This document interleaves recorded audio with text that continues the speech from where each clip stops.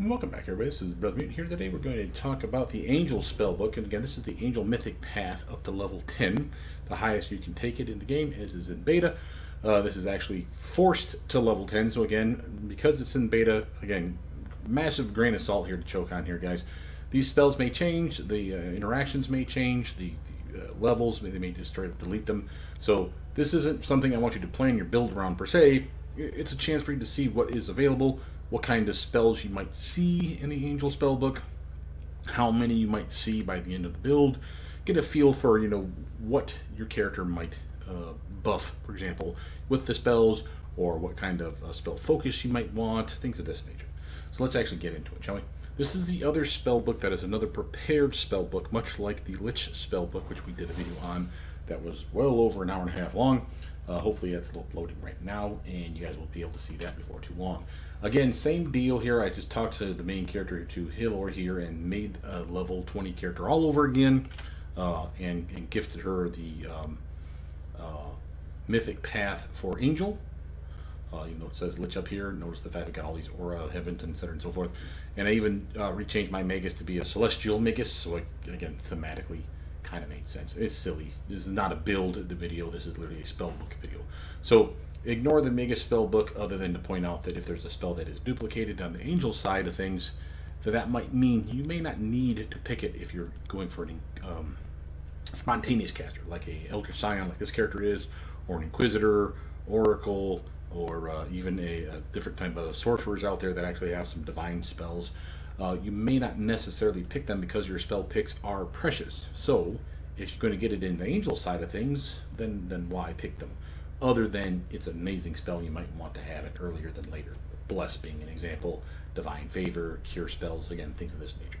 But this is also interesting because the Angel Spell Book, again, no cantrips, but level 1 through 9, again. As you level up your mythic rank in Angel, you'll actually unlock all those different spell levels, and you'll see that it's a lot of typical cleric-ish spells, or Inquisitor, War Priest type spells. So your buffs, your debuffs, your ability to heal the team, damage undead, things of this nature is going to be prevalent. Notice that we are caster level 20, even though we're 10 levels of Angel, even though it says 20 here. Remember, that is our caster level. That is 1 mythic rank equals 2 caster levels, so that's why we're 20 caster levels here. You could merge your Angel spell book, to be clear on this, with another divine caster spell book, but it has to be a full caster spell book, so Cleric being the obvious choice. Could be an Oracle. An Oracle is a spontaneous Cleric type caster, so clerical spells. But it doesn't work for Druid spellbook for whatever reason. It may never do that. It may be just a misstep or a mistake from the developers of this game. Again, it is in beta, so things could change in a moment's notice, so don't freak out yet. But this might be because the Druids getting access to these spells would make them kind of OP. They're going to have access to some of these anyway, but then you start giving them things like Divine Favor, Divine Power, Might Just Might, stuff that they would normally not have access to, and suddenly they're changing into giant fucking panda monsters that just are, like ridiculously buffed and OP. And you can see how they could kind of ruin the game. It's not to say that most of these Mythic Paths aren't going to ruin the game for most people anyway, because again, you're taking someone like a fighter who would never have the ability to cast spells and giving them the Angel Path, and you'll see they buff themselves up so ridiculously that they're just like crushing stuff in a level that clerics will never do, oracles will never do. Hell, even barbarians would wish that they had these types of spells. So let's look at them, shall we? It's a very small list per se. I will point out new ones, and again point out ones of interest to me. But Bless, Cure Light Wounds, Divine Favor, Remove Sickness, and Unbreakable Heart. The buff spells Remove Sickness and Unbreakable Heart. You'll notice that they have durations.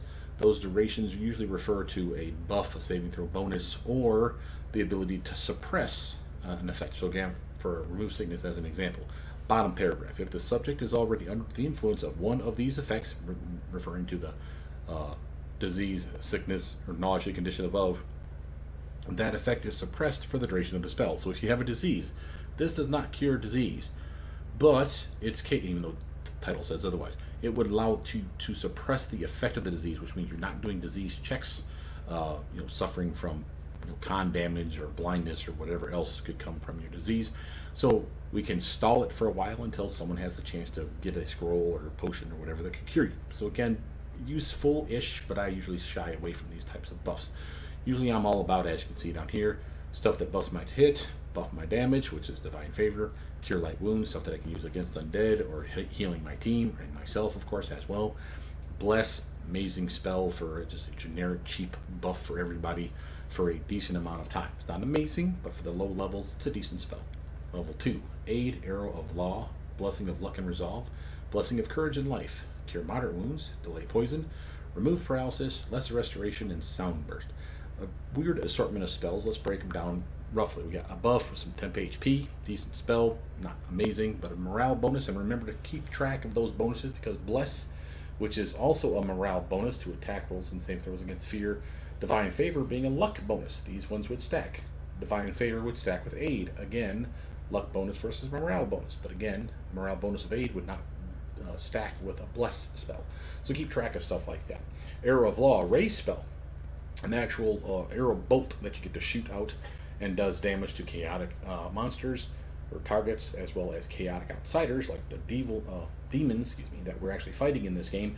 Does even more damage, and again has a dazed effect besides. So again, some serious fun you can have with a Angel Mythic Path. And again, as you'll see, the game is named Wrath of the Righteous, kind of named one of the spells in it, level 9, that we'll see at the very end here. So kind of built for being an Angel Path for someone that wants a good-ish playthrough of this game. This one makes a whole lot of sense. But Arrow of Law solid, Blessing of Luck and Resolve, and Blessing of Courage and Life. Again, buff spells, not my favorite. The ability to heal, burst heal yourself, is a decent reason for this. It's a lame heal, but again, 1d8 plus 10 healing, where you can just end the effect of the spell as I want to say it's a swift action. Yeah, swift action, you can do a burst of healing. So again, if you're caught in a pinch, or you're a teammate that has this buff on them is caught in a pinch, and they've taken like a really nasty hit early levels, they can end the effect of the spell and give themselves a very quick boost of HP. Something that would not be countered, or something that would be another casting of a spell, which they could take it like an attack of opportunity. None of that is coming into play here. The spell's already buffed on them. They would just end the spell and poof, heal themselves. An okay reason for wanting that one. The Blessing of Luck and Resolve, this is the one that I'm just like, nah, it's not that impressive. Cure Moderate Wounds, of course, all your cure spells, you're going to want them, and the fact that you get them is nice. Delay Poison. Immunity to anything in this game is money. This is literally something I can't go on about enough times. You can always work a mechanic in this game if you can find an immunity to something. Immunity to poison. I have spells that are AoE poison attacks where I could stand in them and not be affected at all. Hey, Zoloff. Again, a solid reason for playing a delay poison spell on a teammate or the whole team when you get to delay poison communal. I can get you an immunity to cold. There's AoE spells that do cold damage where I may not be able to cast it and hurt myself because, again, they shoot out in a cone, but I have a teammate that might be able to do that. And if I'm, like, say, the main tank, and I'm up in a big cluster of bad guys, like, say, this is me and this is all the bad guys surrounding me, my wizard comes up with Cone of Cold and would not want to use it because, again, I'm in the line of fire. But if I'm immune to cold because I'm undead, for example, fine, have at thee. Again, you can always find a mechanic that you can exploit. Immunity to sneak attack and crit, that should be a main tank. Immunity to poison, diseases, again, there's spells that are AoE versions of those. Immunity to combat maneuvers, for example, so you'd never be tripped, again, another main tank feature. You can always find a mechanic for an immunity to something. Remove paralysis, again, something I'm not a big fan of slotting. The reason that these ones are okay if you know you're coming up on a fight where obviously you're scum saving more likely than not, or just keeping one in your back pocket in case a teammate were to get it. You know that you can cast this spell and just remove the paralysis immediately. Usually when someone on my team gets paralyzed, it's rarely remove paralysis that I give a shit about. It's usually heal the team in masses, because probably more than one person's being paralyzed, and then make sure that whoever did the paralyzing dies quickly. Not that that breaks the paralysis, but just because their chances are that those are going to be someone that can also whip out another spell that can be either another paralysis to reaffirm it. So again, once the paralysis wears off, they re-paralyze the targets again, which would be annoying, or they whip out some AoE damaging spells, which could be a problem for a team that's paralyzed and they can't scatter. But remove paralysis, it's kind of who cares. Less restoration, on the other hand, this one's a money one, and again, usually slotted. This is another reason why I like to play the Asymmer race. There's one that's a really good, I want to say the Paladin type build, because it's a strength charisma build. Also makes a good Eldritch Scion because of strength and charisma being two stats that you would probably care about for someone that's a Magus. Certainly an Eldritch Scion.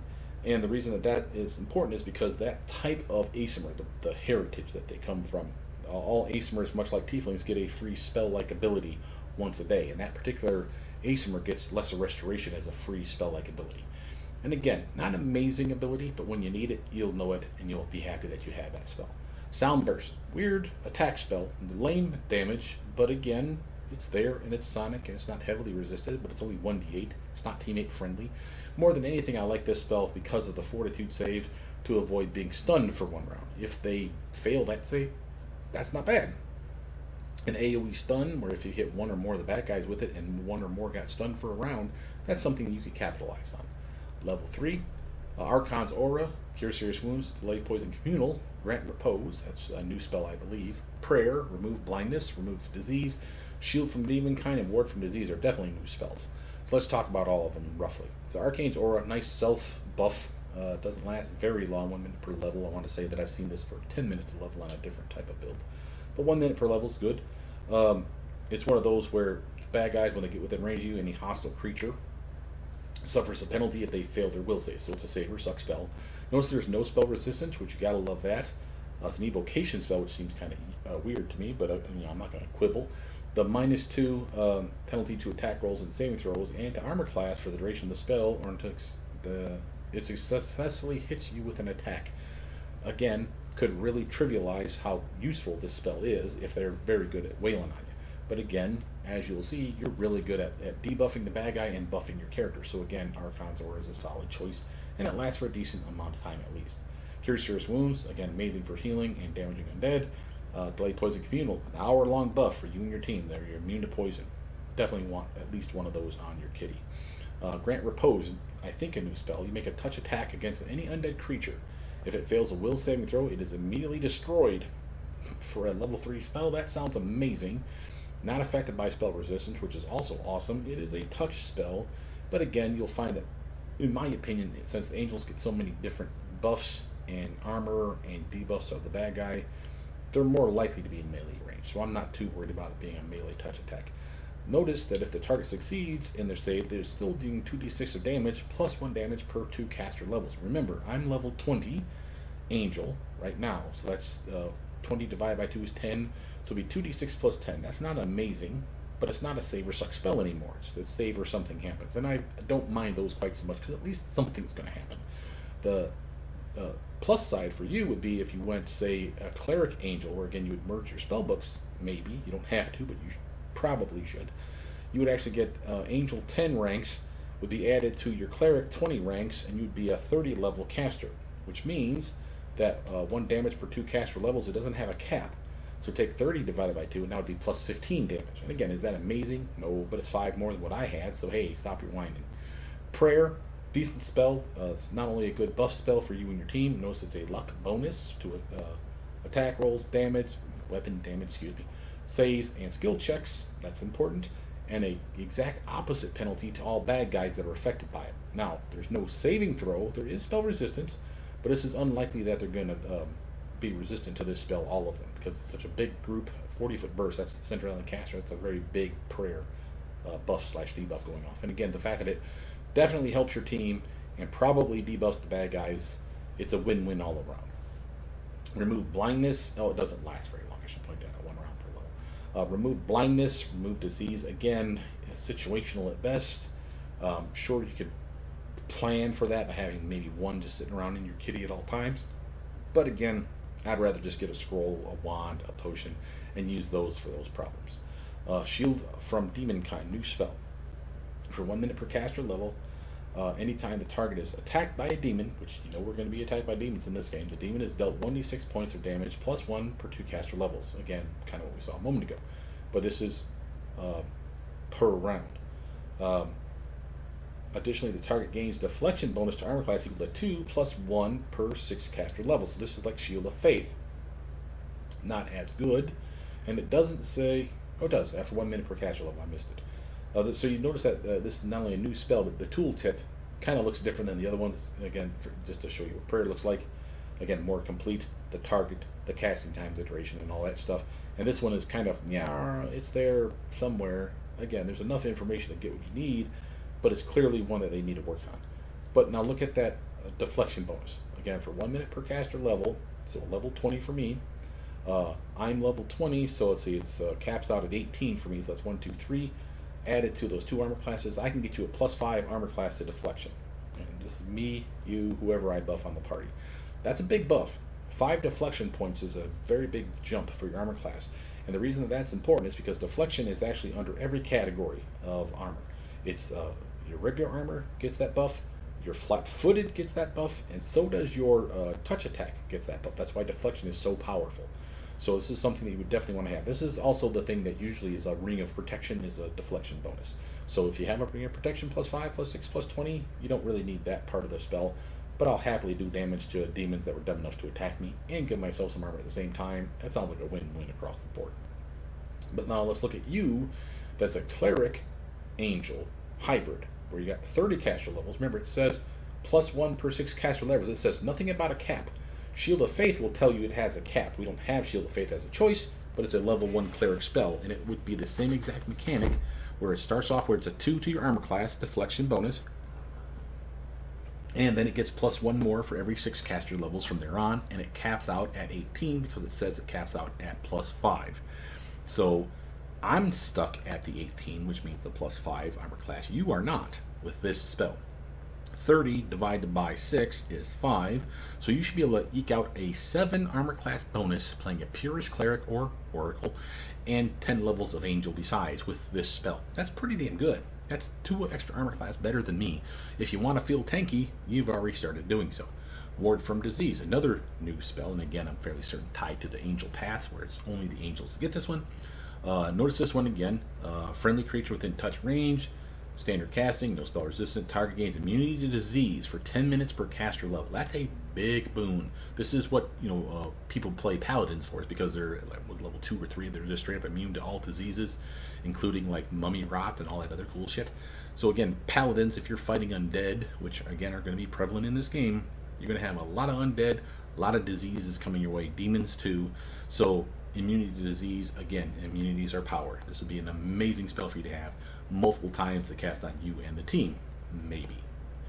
Level 4, Blade of the Sun, cure critical wounds, divine power, neutralize poison, pure form, repel the profane, restoration, ward from disease, communal, ward from unclean. So you're already seeing we're getting some communal spells, which makes some other ones kind of obsolete, which is again awesome.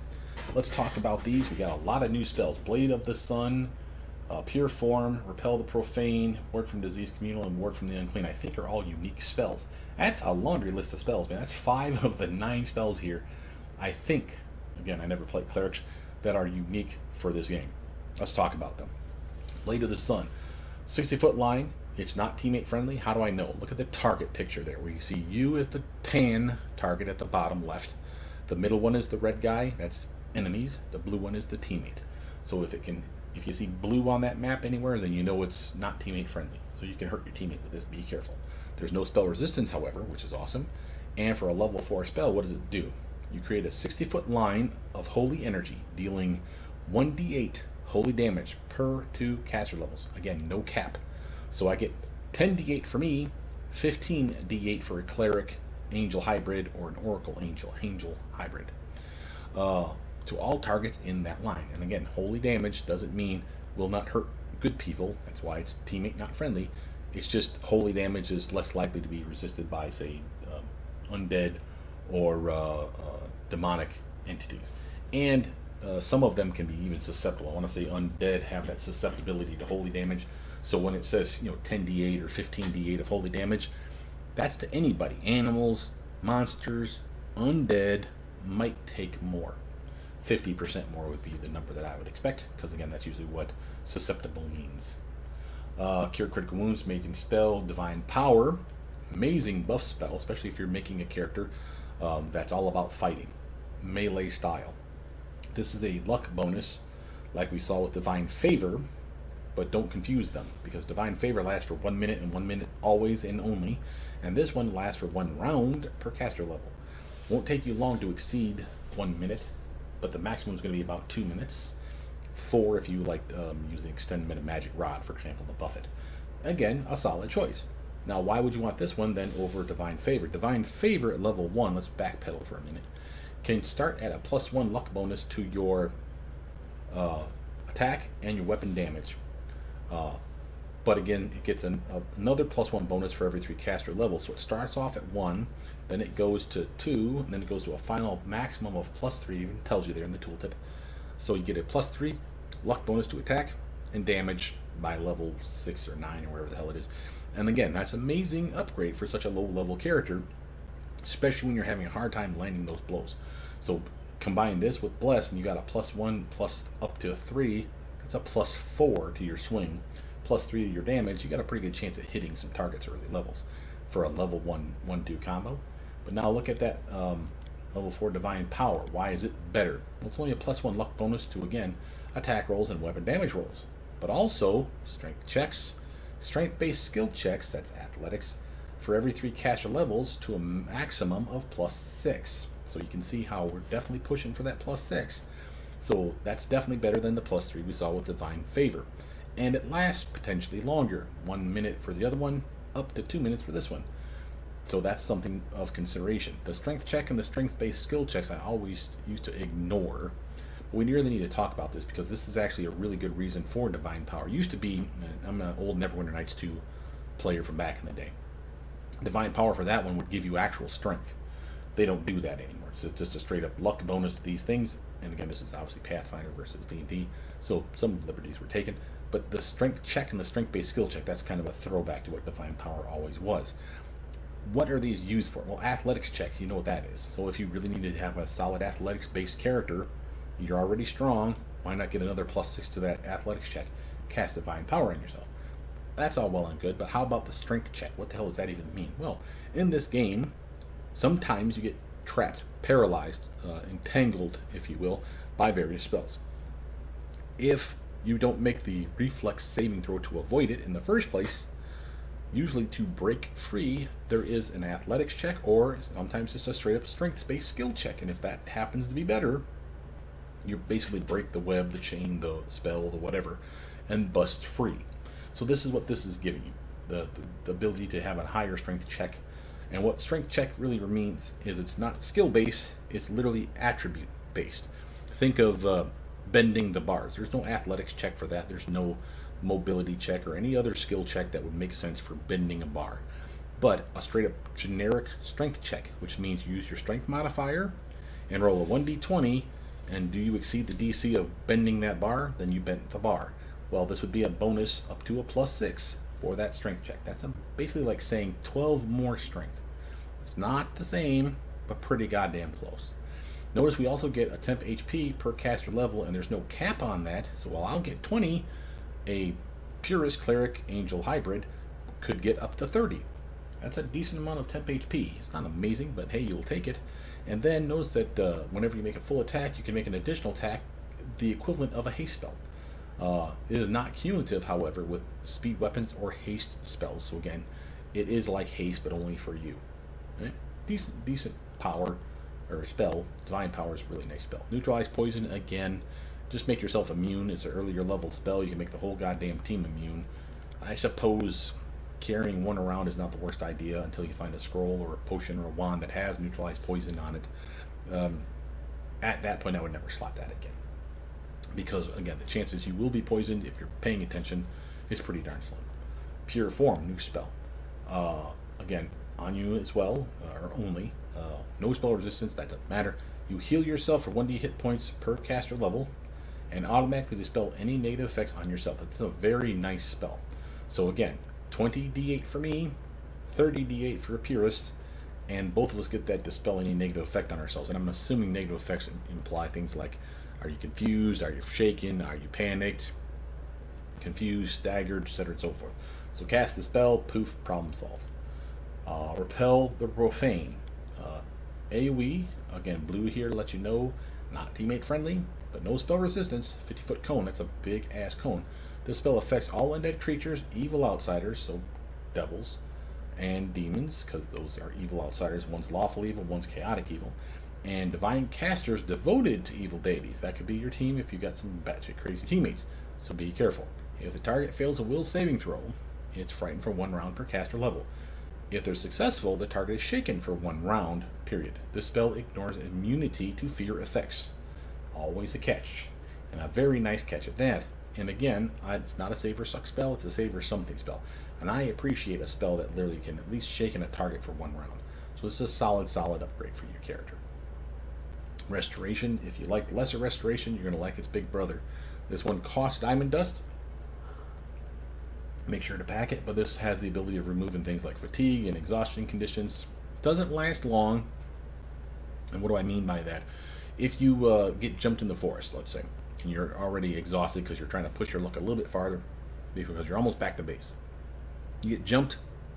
If you have time to activate this spell on you or your teammates, you should definitely do so. Why? Because it takes the exhaustion away.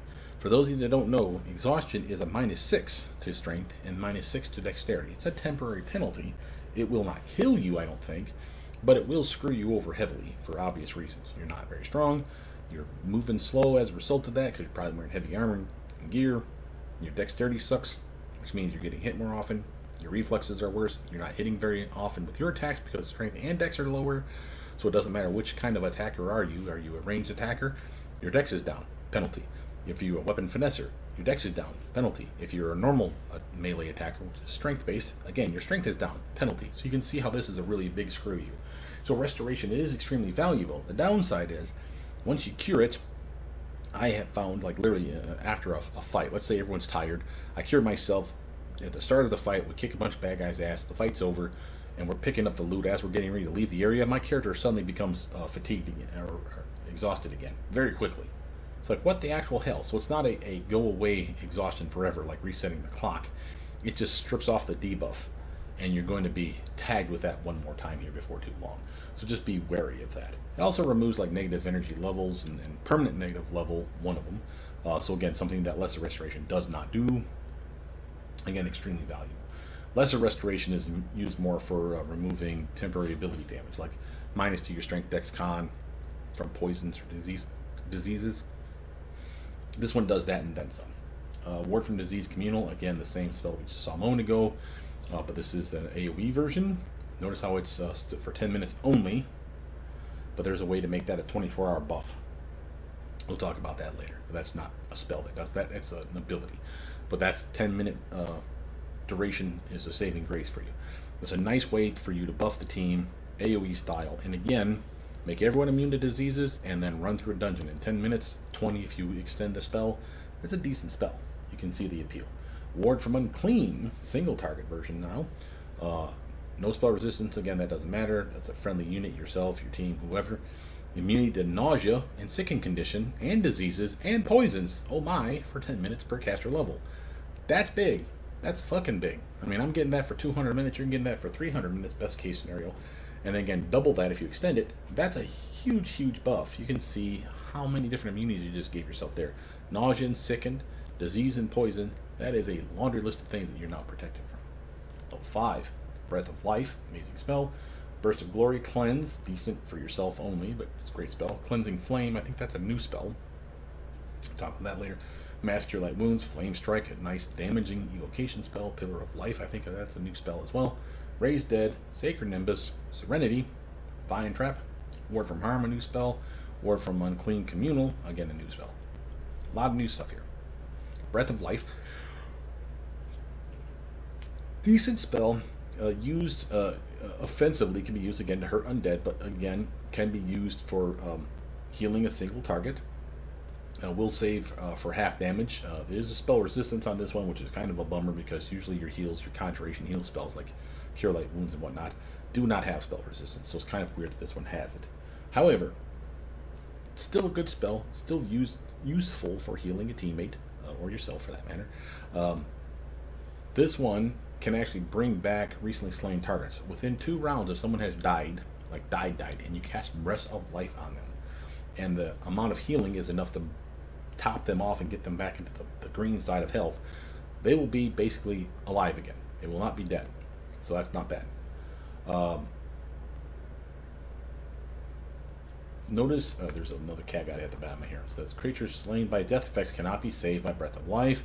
Creatures brought back to life through Breath of Life gain a temporary negative level that lasts for 1 day. So basically taking a knee will make that go away. Like Cure Spells, Breath of Life deals damage to undead creatures rather than curing them and cannot bring them back to life, obviously. But again, decent spell. Burst of Glory, it's kind of a weird AoE buff for you and your team, but notice how it's a sacred bonus. Again, your bonuses are different, so sacred, luck, and morale so far, right? So again, another bonus to your swing and your teammates' swing, and saves against fear, seems to be a theme, and some temp HP besides. So again, a roughly decent spell. Cleanse can only be used on you, heals a decent clip of health, but also better than Breath of Life, because that's a 5d8 plus up to 25 for you, plus 20 for me. It's clearly better than the 4d8 plus 25 for you, plus 20 for me. However, this one, while it can only be used on yourself, it also cures a variety of adverse conditions. So again, ability damage, blinded, confused, dazzled disease, etc. and so forth, and on it goes. Laundry list of stuff gets cured from you. So if you really see like a bunch of stuff over here that's penalty, penalty, penalty, cleanse. Amazing. Excuse me, goodness. Amazing ability. Talking so fast I'm not breathing. Cleansing Flames. 20-foot burst, doesn't look like it's teammate friendly, so be careful, but it has a nice range to it. No spell resistance, you gotta love those. For every enemy in the radius of the spell is dealt 1d6 holy damage per caster level. Allies are dealt 1 holy damage per caster level, and that's not that bad. But are automatically healed from an ability to score damage, blindness, confusion, and dazzle, exhausted, fatigue, nausea, and sickened conditions. Additionally, it tries to dispel all diseases, poison, and curses from the allies. Sounds like a catch-all spell. Now, something struck my brain the other day when I was doing this, or preparing for this video. I saw the lame amount of damage to the allies. Again, how it's not teammate friendly, but cures a variety of stuff. Again, 1 holy damage per caster level is not that big a deal. 20 damage sucks. 30 damage sucks more, but again, it's not that bad compared to what it could have been. And certainly by now, everyone has enough health to be able to suck that up, and you can top that healing off after that effect anyway. But there is a, I want to say a buff, there is a ability for the Mythic Paths that any of the Mythic Paths, I believe, have access to, where if you take it, if you do, it says whenever you do damage to your ally, which why would you do that? But if you read further, it says they get a buff. You like bitch slap them around a little bit, and it kind of toughens them up, and they go out and do better swinging and better damage and blah blah blah. Well, it dawned on me that this could be one of those spells where you purposefully try to hurt everyone on your party, and of course the bad guys, but again, hurt your people just enough to give them that buff and let them go to town. You'd have to make sure they have lots of HP before they go into that shit, because I mean, like right here, 83, and I could take 20 off of that. You can see how that could be bad. But by and large, if you're careful and keeping track of who has what kind of health, you could make that a case for this spell, because it's minimal amount of damage compared to what could be done. The other way to me would have been to use something like, say, Sound Burst, because 1d8 of damage is lame sauce. And again, there is no saving throw for the damage. It's a saving throw for whether they're stunned or not. And I'd rather they not be stunned. But, beggars can't be choosers. But that would be probably how I would try to hurt my team in a positive way. Where were we? Cure, mass cure light wounds, obvious. AoE healing of you and your teammates, so long as no one's undead. And AoE damaging of undead, so you can see the appeal here. And again, notice no spell resistance on that one. Will saving throw for half damage if they're taking damage from it. Flame Strike, amazing spell, 15d6 of damage, best case scenario. Half is fire damage, and the other half is considered not fire, even though it clearly is.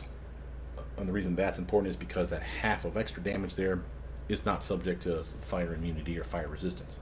So even if you're coming up against, say, like a fire-breathing dragon, here's a chance to still hurt him with this spell. You won't do full damage, you'll do half. So there's that. Of course, you can do half of half if he does a reflex save, but again, that's the kick on stuff like that, right? Pillar of Life, again, another new spell. All creatures within a 5-foot burst, allies and enemies, centered on a target point within medium range, which means we're casting it on the ground. Pillar of Positive Energy, she just got knows bad for undead. Living creatures, which include, I'm assuming, bad guys. Adjacent pillar can spend a standard action to touch the pillar and heal 2d8 points of damage, plus 1 per caster level, maximum of 20. So I'm at least getting the maximum. Creatures can move into the square containing the pillar, but if an undead creature moves into the pillar, it takes 1d6 points of damage per caster level, again, maximum of 10d6. Undead creatures vulnerable to bright light take 1d8 damage per caster level, so just slightly more.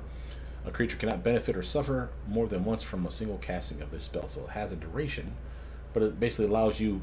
The way I would look at this would be like a triage beacon, where you could like slap it down, and in combat your teammates can retreat to it and hide in it from the undead, for example. Would be another option, or come back to it to heal themselves once, then go back out into battle, so that you don't have to be healing all the time. You just use the Pillar of Life to do it. Raise Dead, notice how it uses very precious diamonds. Those are expensive. I want to say like $5,000 a pop, so you want to be careful with those things. But again, if someone dies, you can raise dead. I would do it after combat, simply because they're only going to come back with like 1 health, and it's going to be very easy for them to go right the fuck back down. And sometimes they come back and they still have whatever afflictions they still had. So if they're poisoned or diseased, and that's what's killing them, they could still die. So you better make sure that you raise the dead and then are right there to heal them and cure them of whatever affliction that they have. But by and large, this is the way you can get the characters' portraits that go gray back. Sacred Nimbus. This is the Nimbus. If you watch my Lich spell book video, which is uploading now, there's a profane Nimbus spell that they have access to as the Lich. And I even said in that video, I'd rather have this one, because this is the one that does extra damage against evil targets. You get spell resistance against attacks from evil targets. You also take half damage from magical attacks with the evil descriptor. So again, a lot of really good stuff here. If such an attack allows a saving throw for half damage, you take no damage on a successful save, just given to you. It doesn't matter if it doesn't say anything about it being reflex save. It could be fortitude, will. So again, really nice way to protect yourself from those evil spells. And I don't mind doing this as a holy roller type character that's going to be, glowing and buff from their god. It's kind of cool. Serenity. This is a weird enchantment spell. It's teammate friendly, so there is that. The way this one works is it's a save or suck spell. If they save, nothing happens, but if they fail, it's a one and done deal. So for the duration of the spell, they failed their check, and now anytime they try to hurt another creature, which obviously is you and your team, once per round, make sure we're clear, not once per attack, once per round, they'll take 3d6 of damage, and I forget what type it is, but it's definitely something they're not going to resist. So basically, it's a constant putting up like a dot on a bad guy, like a damage over time spell. So a way for you to just like slowly whittle their health down, and again, AoE style no less, and teammate friendly, which you have to appreciate. Vine Trap, better spell than you think, and this is actually not a paralysis. It is a paralysis spell. Paralyze and entangle. I was thinking it was just entangle. The reason that this spell is better than you think, it's single target, but it's long range, which is fucking amazing. The spell resistance is kind of annoying, especially being that it's a conjuration spell. You wouldn't think that that would be a thing, but whatever. Point is, it's this right here. It does not only paralyze a target or entangle them as well, they will take 2 to 8 points of piercing damage per round that they're under the effect of the spell. But this damage, the better part is it's considered cold iron. And demons, for those of you that don't know, which are something we're fighting a lot in this game, have DR/number/cold iron, which means cold iron weapons will penetrate that. So this is a way for you to just constantly tick, tick, tick, tick, tick the little demons to death, which is really nice, and I appreciate this. Plus, I love the graphic of it. It literally looks like vines swirling up around their feet and it encircles their body. It's just pretty fucking tits. Ward from Harm and Ward from Unclean Communal, again, new spells. Ward from Harm. Single target now for 10 minutes. Targeting immunity to nausea, sicken conditions, disease, poisons, ability damage, and ability drain. You can see a pattern here. So this is the better version, single target version of the Ward from Unclean Communal. This one protects you and the team for 10 minutes from the same exact things, nausea and sickened, diseases and poisons, but it does not protect against ability damage and ability drain. So we're just steadily stepping up our wards. And again, fine with that. Level 6. Aegis of the Faithful, new spell. Blade Barrier, Blessing of Luck and Resolve, the Mass version. Bolt of Justice, new spell. Change of Light, Mask Your Moderate Wounds. Eagle Soul, Heal. Holy Hymn, might be a new spell, I can't remember. Inspiring Recovery, Joyful Rapture, Ward of Harm, Communal new, Ward from Weakness new. Again, we're getting really, really good buffs right now. Aegis of the Faith, let's start with one of the biggies here. Single target, you or your ally, minute per level, so a decent duration buff. The ally is granted the combined effect of Shield, the spell Shield, Shield of Faith, which is a different type of shield, so this is a +4 shield bonus, and immunity to magic missiles. Shield of Faith is a +2 all the way up to a +5 deflection bonus. Protection from arrows, obvious, protection from arrows. It's more like stone skin, but only for arrows. And again, they can't be magical, which makes this one usually kind of useless. But displacement on the other hand is amazing, and you don't ever get displacement that's 1 minute per level, so this is amazing for that reason alone. Notice you get resist to fire, cold, electric, acid, and sonic, something that's normally not included. And again, that's all for 1 minute per caster level, so pretty fucking tense. Really, really protected, really, really buffed up, and this is for anyone that's played Kingmaker that didn't download the buff bot, there's a mod out there that's called Buff Bot that literally allows you to set, I want to say, a certain number of spells, and you can cast it at the start of every combat, and instead of you spending a round to cast this, and wait right there, I'm not done yet, let me buff up some more. Okay, now I got that one up. Wait, I want to delay poison too. Give me another round. You're wasting 3, 4, 5 of your rounds, not attacking, but just buffing. Fuck that. Buff bot. I got words. Can actually take all those spells and buff you once in one combat round. It's cheat and it's cheesy, but I never did like the fact that they give you all these buffs, but you have to literally oh, hold on a second, let me, and then I cast this spell, and then I cast that spell, and then I cast this spell, so it's kind of annoying. Now, Buffbot may not let you do it in combat, but certainly outside of combat, you can see the appeal still of casting Buffbot and have it just buff you for all the spells once and done, and we can start the damn dungeon. So again, this is one of those where it's kind of built into the spell, and you don't need Buffbot. I kind of appreciate that. This is definitely one that will make the cut. Blade Barrier, decent spell, just constant damage. It seems weird that actual physical blades, but I guess it says it's shaped of pure force, so maybe that's the trick here. But it seems weird that spell resistance was applicable. And of course, reflex saving throw is considered a force spell, but I think it's actual physical damage instead of force damage, which is kind of annoying. The Mass Blessing of Luck and Resolve pass. Bolt of Justice, on the other hand, new spell. Release a powerful stroke of energy that deals 1d6 points of holy damage per caster level. Doesn't say anything about a cap. The target, single target, long range no less, and no spell resistance, by the way. Target needs to make a successful reflex saving throw or become prone. Doesn't say anything about having the damage, does it? If the target is evil, the spell instead deals 1d8 points of holy damage per caster level. So again, 30d8 for you. Pretty nice. And the target needs to make a successful reflex saving throw or become prone and suffer a -2 penalty to armor class, attack rolls, and saving throws. So I hurt people, maybe knock them down. You hurt people even more, and maybe knock them down and penalize the shit out of them. Wait, there's more. If it's an evil outsider or an undead creature, we know those guys suck. The spell instead deals 1d10 points of holy damage per caster level. Again, reflex saving throw to avoid becoming prone, or having an even bigger penalty to armor class, attack rolls, and saving throws. Very nice. But wait, there's still yet more. If the target is a demon lord, an evil dragon, or a lord of undead, like a powerful undead creature like liches, undead dragons, nightshade, and similar monsters, the spell instead deals 1d12 points of holy damage per caster level. So again, awesome. And the target suffers armor class, attack rolls, and saving throw penalties. Notice it also needs to make a successful reflex saving throw or become prone. Notice how that's the only reflex saving throw that those bastards get. Has nothing to do with the penalty. Has everything to do with does it knock them on their ass. And that's all it did. So even if they make that reflex save, they just didn't knock them down. They did all that penalty to them and all that damage to them. So this is amazing, the higher up of the attack chain, I suppose, that you get. So the worst bad guys that you get hit this with is going to hurt them even more. So this is an amazing spell. Chains of Light, another amazing spell, but normal spell that everyone should get.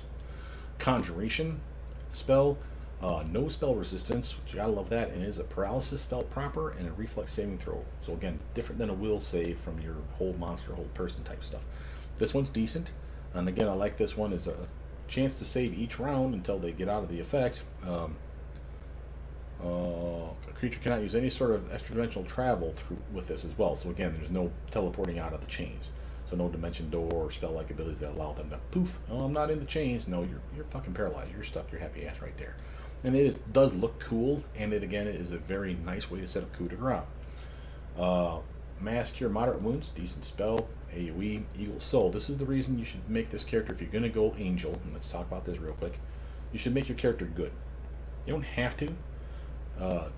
Neutral would be okay. You don't want evil, in my opinion. There's very little ways to get around this if you're evil. Good characters get all this cool buff. Sacred bonus to armor class. Sacred bonus to strength, that's a very rare bonus to strength, by the way. So +4, that's a nice bonus. It's only for 1 round per level, so maximum of like 2 to 3 minutes for you or me. 4 to 6 again if we extend it, but still a decent spell. You're going to want 1 or more of these on your back pocket for when the fight really gets heavy. Some low resistance to acid and fire, kind of lame. Notice you get a bonus to your sacred bonus to your persuasion, only when you're trying to intimidate. So this evil creatures, and this is a clear corn against smash, shatter defenses, the dreadful carnage type upgrade here. Those are feats for those of you that don't know that people usually pump their persuasion really, really high so they can intimidate bad guys and make them scared. If they're scared, thanks to shatter defenses, another feat, they're now flat-footed to your attacks. So again, one adds to the other, makes it just easier to wail on somebody. Notice, bonus to initiative checks, we get fast healing too, which means for the duration of the spell, we are regenerating 2 health every round, so we're always just ticking up just a tiny little bit to help keep us topped off. Any critical threat roll made against an evil creature with a weapon that I wield with this spell on is automatically confirmed. Auto crit is what that's telling you. Remember, when you do a crit, the way that is, let's just say you roll a nat 20. That doesn't mean you crit. That means you hit the target for sure. And then you re-roll again, and if you hit him again, then it's considered a crit. That's called confirming the crit. In this case, they're telling you if it's an evil creature, you don't have to roll again. If you rolled it high enough to potentially crit them, again, their crit range of your weapon could be much lower than a natural 20. If you could have crit him, you did crit him, is what that's telling you. So that's really nice. So it's really going to help surge your damage. Get yourself a high crit weapon and go to town with Eagle Soul on. Notice for non-good spellcasters, the evil and the neutral ones, this is where I said you almost want to be good when you play this type of character. If you're neutral, you become sickened for the duration of the spell. You get all the buff, but it's one of those where, because you're not good, it's like, oh, you don't feel well. And sickened is a massive penalty. So neutral characters, this would be bad. Worse is for evil characters that are staggered for the duration of the spell. Staggered really bones you. While this buff would still work, you're getting fucked out of extra attacks. Staggered literally means you can only move or attack once in a combat round. That's it. And that's for the duration of this spell. So if you're an evil caster that casts Eagle Soul on yourself, get ready for a world of hurt because you're not doing jack all. So maybe that extra armor is necessary. Maybe you really needed that resistance to acid and fire. I'm not going to tell you not to do it, but there's very few things that make you immune to stagger, but there was some spells that we saw backwards that we had that were making us immune to sickened condition.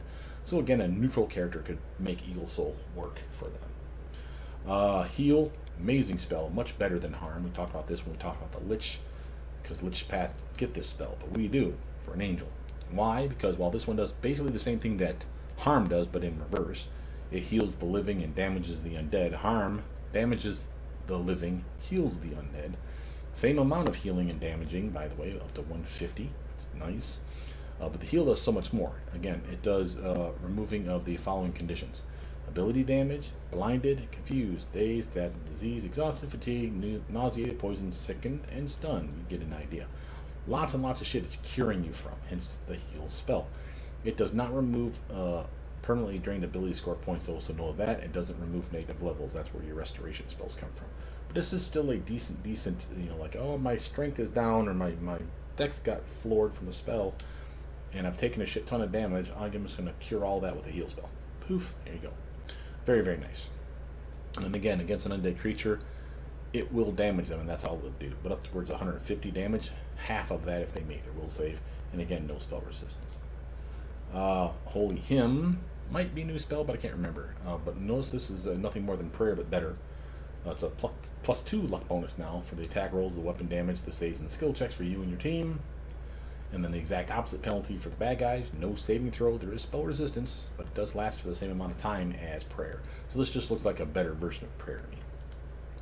Not that you don't want it, just saying. Inspiring Recovery. This is a weird one where basically you try to heal a creature that's fallen, and if the good guys on the team are nearby when they see you basically resurrect the dead here, they'll get a bonus to their whatever.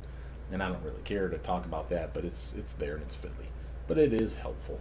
I'd rather have, though, things like Breath of Life and Cleanse and stuff like that for me and my team. But everybody's different on that. Joyful Rapture, weird spell, but again, a purifying spell. It removes any emotional effects that the characters might be under, including yourself, within the area of effect. For example, confusion is an emotional effect. Fear, panic, and all that is emotional effects. So again, if you have that affliction, or the teammate does, and like everyone's like turning chicken on you, you're like, hey, where the fuck you guys going? Joyful Rapture their ass. Poof. They're not only cured and they got rid of that effect, if they had any intelligence, wisdom, or charisma damage, they heal 1d4 points of that back, which is kind of nice. Ward from the Harm Communal, again, AoE version, only lasts for 10 minutes, but again, we can turn that into 24 hours. That's awesome, and again, protects us from a metric shit ton of stuff. You can see how the Angel Spell Book is building into being a tanky motherfucker, or making your team that way. Ward of Weakness, again, just to put this one up here to compare it to. So this is the AoE version we got at this level. This is the single target version we got at this level. Again, only for 10 minutes, but single target. It protects us from the same stuff. Fatigue and exhaustion, nausea and sickened, diseases, poisons, ability damage, and ability drain. So basically all this one is adding is fatigue and exhaustion. And remember, immunity to fatigue and exhaustion. And again, if I can turn that into a 24-hour buff, even if it's single target, that's a huge protection from you wandering the jungles, and in less than 24 hours, if something jumps you, your whole team's exhausted because you were pushing your luck, but you're immune because, again, you have the 24-hour version of that spell on you. You can see the appeal. Level 7. Mask Your Sirius, Holy Word, Jolting Portent, Radiant Ground, I think that's new. Greater Restoration, the biggest baddie version of that spell. Resurrection, better than Raise Dead. Sunmarked, again a new spell. Wall of Light, might be a new spell. Ward from Weakness Communal, definitely a new spell. So again, a lot to work with. Big AoE heals and damaging of undead. Holy Word, fiddly, but basically damages, I want to say evil creatures. But damages them, or not damages, affects them in a way that's determined by your caster level. So the higher your caster level, the better the effect. And there doesn't seem to be a massive saving throw. It says a will saving throw for partial, but I don't understand what that means. Doesn't have a duration. So blinded, how do you will partial blinded? Were you not blinded but blinded in one eye? How the fuck does that work? So it doesn't really say. Notice how this doesn't work against any monster that has a hit dice equal to or exceeding your caster level. So if you're level 20 and they're level 20 or higher, they're immune. But if they're anything lower than you, you have a good chance of fucking them up, which is kind of cool. Jolting Portent, basically a generic lightning bolt attack, or electric attack, I should say.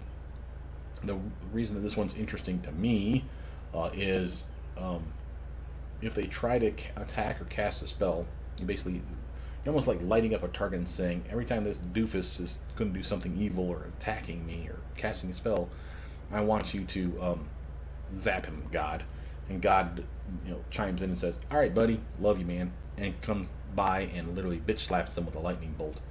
46 plus your wisdom modifier and electric damage every time they try to do something. And again, that's only if they fail their save. But they take no damage on a successful save. However, they're still under the effect of the spell. So it doesn't make the spell go away. It's just once per round for X number of rounds. Every time they try to attack or cast a spell, their fortitude save fails, they got zapped. Their fortitude check passes, they didn't get zapped. And that's a constant way to just constantly basically fuck with the caster in my mind, because it's like, oh, you want to cast a spell, zap? No, you don't. Well, I took damage, damn it, and now I had to do a concentration check. Oh, I lost my spell. Yep, that's what Jolting Portent is good for.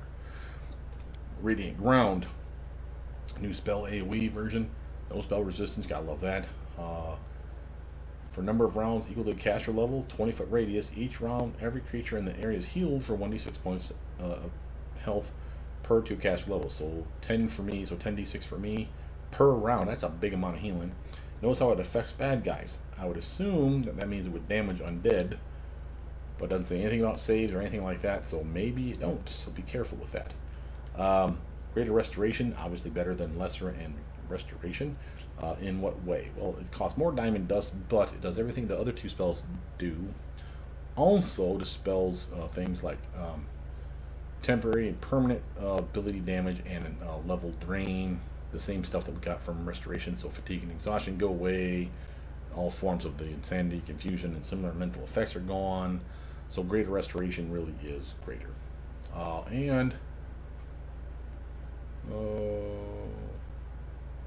Dispels all permanent and temporary negative levels as well.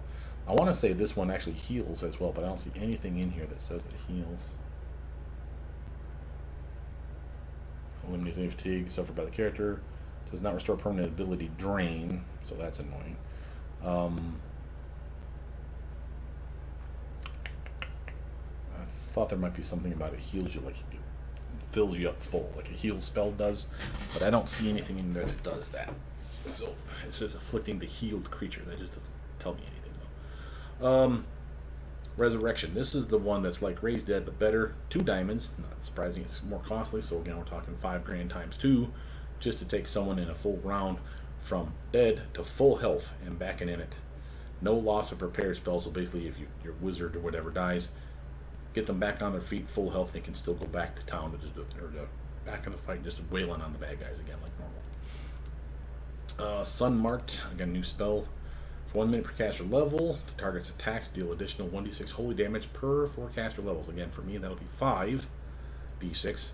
For you at 30 levels, it will cap out at 28 levels. That would be 2 more, so 7d6 of holy damage for your attacks.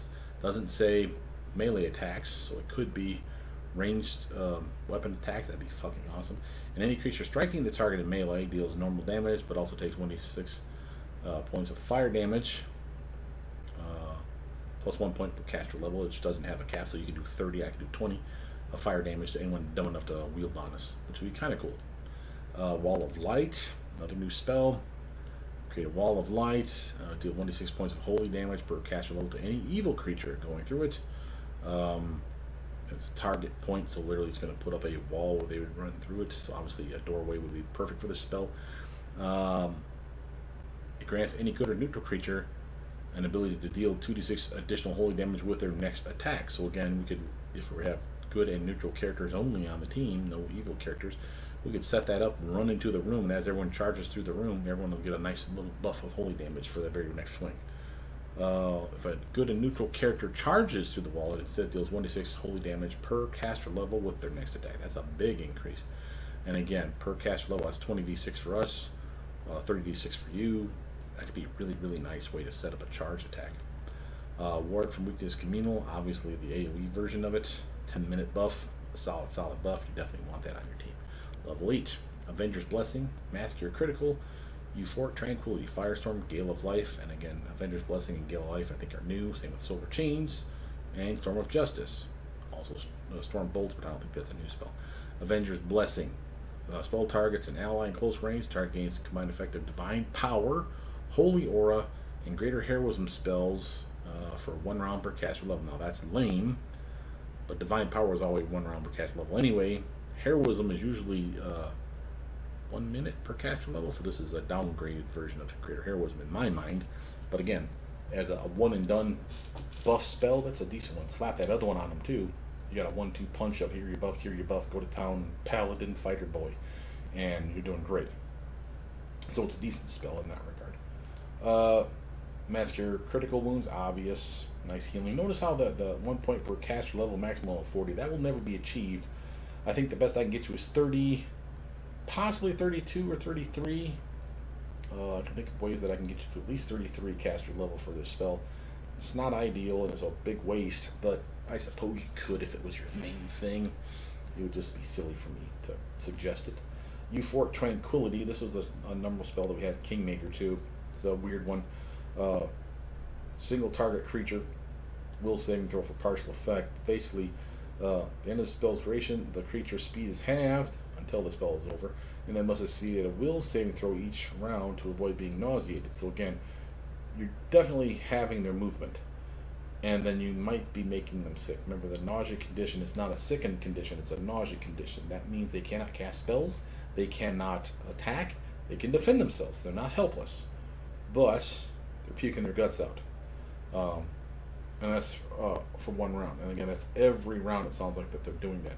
So, bare minimum, they're moving slower, and I mean moving in the strictest of terms. They are not moving and running from point A to point B as fast as they could. And that doesn't sound like that big a deal, but if they've got someone that's like making a beeline for your fucking back ranks all the time, this would be a nice spell to land on the son of a bitch, right? Because it doesn't say that the will save prevents them from moving faster or moving slower, gives them their speed back. Doesn't say anything about that. It says their speed is halved until the end of the spell. The will save is only for are they puking their guts out or not. So even if it's just to slow their speed down, kind of slow the roll, nothing wrong with that. Firestorm, like it sounds, big AoE fire damage. Notice how it's all enemies, so teammate friendly. That's nice. I didn't think that was a thing. Reflex save for half damage. It's a fire spell and it's an evocation. So if you buffed either of those spell focus evocation or elemental focus fire, this would buff the DC check on this spell. You'd appreciate that. The whole area, which is a big 40-foot burst within medium range, has a very nice amount of area. All enemy creatures take 1d6 of fire damage per caster, maximum of 20d6, so at least I get that. Creatures that fail the reflex save catch on fire, taking 4d6 of fire damage each round after that until the flames are extinguished by making a successful reflex save. So you get to set them on fire and just do constant damage, hence the Firestorm versus just like Fireball, I guess. So cool. I can dig it. Gable of Life, again a new spell I believe. All allies centered on the caster. This spell works as Breath of Life, but affects all allies in 20-foot radius. So let's backpedal this. Check out Breath of Life one more time.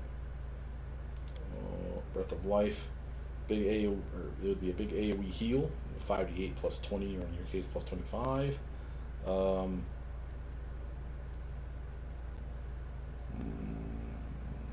say anything about curing stuff. Yeah, so that spell, I'm just trying to think of what that would be used for. Gale of Life. So the way to me this would work would be the poop hit the fan. You had like a really bad die roll from like a magic spell coming your teammate's way. You still alive, obviously, otherwise you couldn't cast the spell. But like multiple of your teammates died at your feet. They're dead, but they're recently dead. So Gale of Life could pop them back up. Everyone else that's still alive would still heal too, but anyone that was dead could potentially get the fuck back up with some decent health. It's a good way to yo-yo your health from down to nothing to back up to a respectable level again, and then hopefully you have some more healing and more protection. Take out whoever it was that did that in the first damn place. Or maybe they only had one spell that could wipe you out, and they took their shot, they almost had you, but Gale of Life brought your team back and pissed them off, and now they're screwed. Solar Chains. This is like an AoE version, if you will, of Chains of Light. Hence, the name Solar Chains. No spell resistance. Reflex negates it. It's considered a good spell. Straight up paralysis spell per round, equal to the caster level. Creatures paralyzed, held in place, and better than that, does 4d6 damage plus 1 damage per caster level every round. That's a decent amount of damage. And it doesn't say that caps at any level, so you could do 30. So 4d6 plus 30. That's a decent amount of damage. Per round. It may attempt a new saving throw each round to end the effect. If the initial saving throw is successful, the target is staggered for 1 round and is dealt the same amount of damage. So you're still going to hurt him, and you at least stagger him for a round, so there's that. Oh, this was not the one that jumps from person to person. I'm thinking of a different spell. My apologies. I thought this was the one where it hopped from one person to the other. That might be coming up at level 9. But still a solid paralysis spell and damaging spell. That Storm of Justice. So it functions just like Bolt of Justice, except multiple creatures. So like the one where it was constantly zapping them anytime that they were trying to cast a spell or attack. They would do a fortitude save, I want to say. And if they made it, nothing would happen. If they didn't make it, they would get a little jolt to the face from God. Which is pretty cool. Storm Bolts, on the other hand, is an AoE teammate-friendly spell. Fortitude save, electric damage, 1d8 per caster level, a maximum of 20d8. And they're stunned for 1 round. Successful save for half damage, and now they're not stunned. But I appreciate a spell that does AoE damage in mass and teammate friendly, and the chance for a stun effect, even if it doesn't land. Hey, that's pretty cool. Level 9 spells. Bring Back, Fortress of the Faithful, which I'm fairly certain both of those are new spells. Mass Heal, Overwhelming Presence, Sunform, I'm fairly certain that's new, and of course Wrath of the Righteous is definitely a new spell as well. So we got 4 new spells out of 6 on this one. Bring Back. Basically, it sounds like a Raise Dead. This spell restores 10 HP per caster level.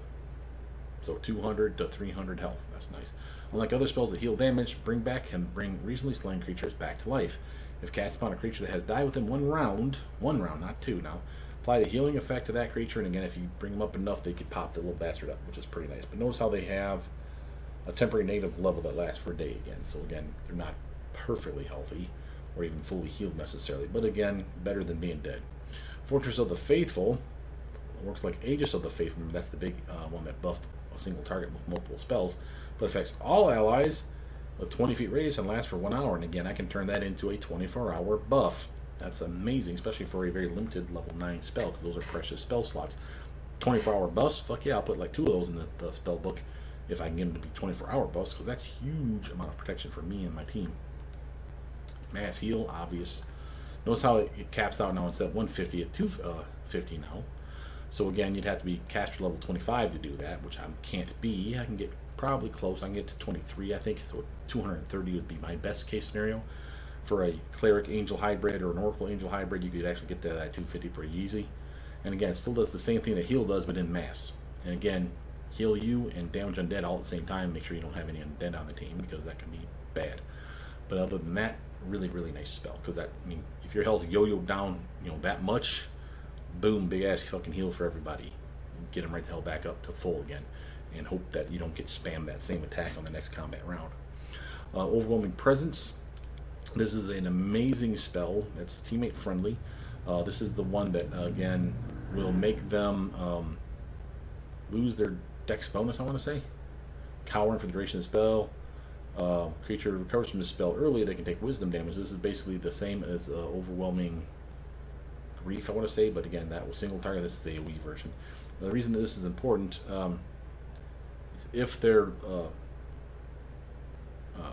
prostrate themselves before you, if that works like it should, that means they are flat-footed, and therefore sneak attack, sneak attack, sneak attack. But that wisdom damage, so again, a creature that recovers from the spell early after being affected will take wisdom damage. So again, you'll see a number 1 through 6 pop up over their head. If you see that, that's your clue that, oh, that guy broke free. But he's still staggered for 1 to 4 rounds. That gives you some opportunity to go over there and beat the shit out. And those creatures that succeed in the initial save resist this spell is merely staggered for 1 round. But again, so it's still not a save or suck spell. Something still happened. So I appreciate spells like that. Sunform, another new spell. For the next number of rounds equal to your caster level, you become incorporeal and gain the ability to shoot rays of holy fire as a swift action. Ooh. Dealing 1d6 of damage per caster level. Oh my god. Half of which is fire and half is holy. Dude. A Cleric Angel whipping out swift ray spells of 30d6 of damage is pew, pew, pew, pew. That'd be pretty fucking sick. Wrath of the Righteous. Now we're talking. All creatures within a 40-foot burst centered on the caster. Good guys and bad guys alike. No spell resistance. All demons in a 50-foot radius around the caster. Make a will saving throw. If it's failed, the demon is dealt 10 damage per caster level. No cap. So we'll get 200 for me, 300 for the Cleric Angel or the Oracle Angel hybrid. If the saving throw is successful, instead it's just 1d6 damage per caster level, which is still significant. I don't know why it has heroes listed in here. I wonder if this is an incomplete tooltip, like they didn't tell us what it does to our team. Like maybe it heals us for the reverse or something. But that's pretty cool. And that's your spells for Angel. And again, that's pretty neat stuff that the Angels get. Now, of course, there's other things that Angels get besides spell books. The summons, of course, every Mythic Path has their own set of summons. We got a variety of buffs to our weapons. So the Sword of Heaven that you're seeing here gets several upgrades. You get to choose what those upgrades are, which is pretty fucking cool. There are some good Mythic abilities and feats that will allow you to heal better. Let's see, did I take it? No. Close to Heaven. No. Fire, no. I'm looking for a specific eviction, no. Remove curse, no. Boundless healing, there we go.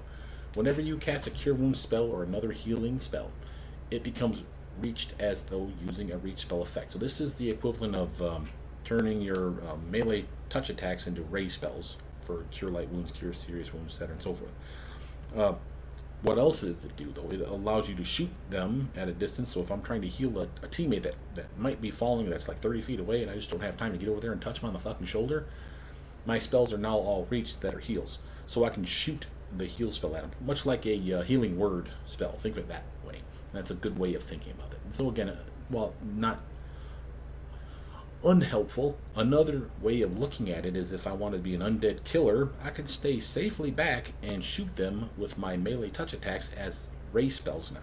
Still a same spell, still a saving throw, still a chance to miss, but on a dex-based build, and I don't have to have weapon finesse, I can safely stay behind the team and just pew out shoot some freaking healing spells out at those bastards and damage them that way, which is totally cool. Notice the next part though.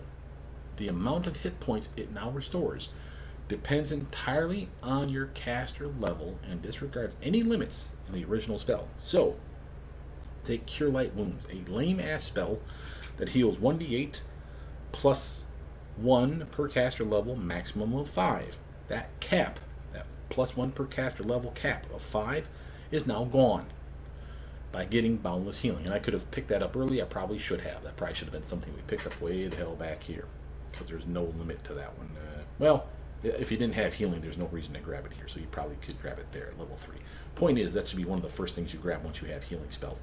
This is an amazing spell, or feat, for the simple reason of not only shooting stuff at distance, but being able to take those low-level healing spells and having them get like 1d8 plus 10, 1d8 plus 20, 1d8 plus 30 for you. That's an amazing upgrade for those lame-ass spells. You're just topping people off left and right, which is really, really nice. And again, you'd have to assume that would be the reverse, would be applicable for when you damage undead. It would actually still be 1d8 plus 10 plus 20 plus 30, depending on your level. So you could see how much fun you could have just, you know, shooting ray spells of healing at fucking undead. Just pew, take 30 points of damage, you fucker. Take another 30, and just melt their faces off. Pew, pew, pew, pew. That'd be kind of sweet. So that's another interesting thing that we can do. Notice I did my abundant casting, improved abundant casting, and greater abundant casting. That's why my spells are so many that I get in a day. If you go to the Megas, you see again that if I go from 1 to 6, I get quite a bit. 10, 10, 10, 10, 9, and 9. And then go to Angel, and I have 8 all the way up to level 9. Oh, level 9. I even got 8 on those too. I got 8 spells a day for each of these levels. Holy shit. So that's 8 times 9. That's 72 spells. And then if you add up the 10, 10, and 10, and 7, and so forth to these guys and get to the 9 and the 9, you got 58 spells a day from my Aegis, my Eldritch Scions spell book. And that's, again, a laundry list of spells. And that's one of the reasons I like having the 2 spell books. Again, if you were Cleric or Oracle, the one that can merge the spell book, you have to make that decision. Do you want to have a separate spell book and therefore more spells a day, but weaker, you know, never above caster level 20 within reason, or do you want to merge and get that caster level to actually get all the way up to 30 and spell pen up to 30? You can see the appeal. But again, everyone's going to tackle that differently, and I can't tell you what's the right answer, what's the wrong answer. I do know I love me some 30 level caster though. That shit sounds like some serious fun. But I also like having double spell books. And again, I like knowing what spells I have, because again, I can prepare around stuff ahead of time. If I don't think I need a shield spell, because I have that Ageless spell coming my way, Aegis of the Faithful, because again, that includes a shield spell, and displacement, and again, a displacement that lasts in a way that is meaningful. And I get all these resistances, I don't have to worry quite so much about getting the shield spell, the resist energy spell, instead of displacement spell, if spell pickings are slim pickings, and they almost always are. Because again, here's displacement, it's good, not great. Got a lot of better stuff in this level that I'd rather cast on myself versus something that's only going to last me for 2 minutes. But sadly, they have yet to implement the ability to swap out spells. There's a way to do it. Let me explain how. If you get to the point where you start getting spells where you're like, I don't need that spell anymore. Sleep is a fine example. Shield spell, now that I have shield spell on my other build, on my other spell book, is another viable option. You come to someone like Hillor here, go to him, and you just want to say, my fire need good training. You pay him the money, and you pick your character, and they will literally let you rebuild your character from level 1 up. New Mythic Path 2, new feats. So I'd write all that shit down ahead of time first, if you want to just keep it to the same build, and say, oh, I want this at this level, this, that level. And this is the only spell I want to take out. Is I don't want shield or sleep or whatever anymore. I want something else. So make sure I put a big X through that, and then write down what the other spell could have been that you would have been happy with. Rebuild the character, and again, you'll be exactly like you were a moment ago, but with that new spell. Yeah, it costs a metric shit ton of money, and it takes some time, but it's one of those things that you could have done. Now with that, I am done, but not done. I'm done with this video. We'll say goodbye in a second. Know that I'm going to show you in another video the demon spells, there are not as many, and the trickery spells, again, not as many. These are spontaneous casters, and I believe, I don't know this yet, but I believe the Aeon and the Azada are spontaneous casters as well. Again, still a separate spell book, and there's no way, that I know of anyway, to merge those spell books. So you are going to have, if you go Demon, Azada, Ion, or Trickery, you're going to have a separate spell book. Either one, if you've never had a spell book before, like a fighter that gets them, or if you have a spell book, you will have a new spell book. Guaranteed. And those ones will be spontaneous casting. And again, kind of important, because I'll show you the spells, because I'll have to force level the character up. I'll show you the spells. You will have to pick spells, so you're not going to get them all. So that's why I want to do those videos, so I can again walk you through ones that I think at least would be ones that you guys would like, ones that I think would be useful, that would never be one of those, oh, I'll take it now and I won't use it in another level or two. No, those are dumb. Don't do that to yourself, because this rebuilding your character every freaking other level is going to be annoying super quick. Trust me on that one. But I'll be in a separate video, and again, I'll probably, depending on how fast I feel like those are going, I'll either merge these two videos where I do demon and trickery spell books together, or more likely, again, I'll still, because it is a leveling process, I'll do a demon video and a trickery video separately.